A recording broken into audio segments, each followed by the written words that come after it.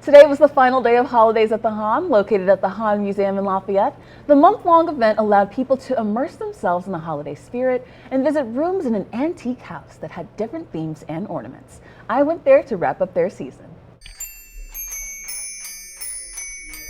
The week between Christmas and New Year's is normally not filled with anything to do. But for those who attended holidays at the Haan, their normally glum week was bright and merry. The historic house that had parts of it at the 1904 St. Louis World's Fair had its halls decked with holly by volunteers. Owner Ellie Haan said this.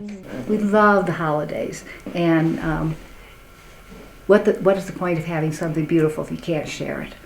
The house is normally an art museum, with exhibitions coming and going throughout the year.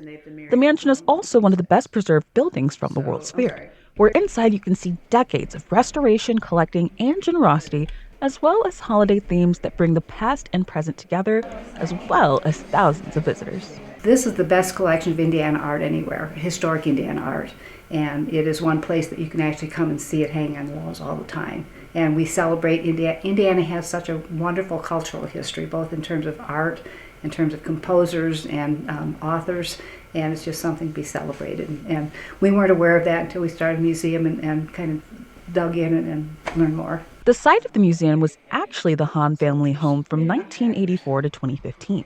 Ellie and Bob raised 3 boys and amassed a large art and ceramic collection before donating the building and the grounds to become a museum.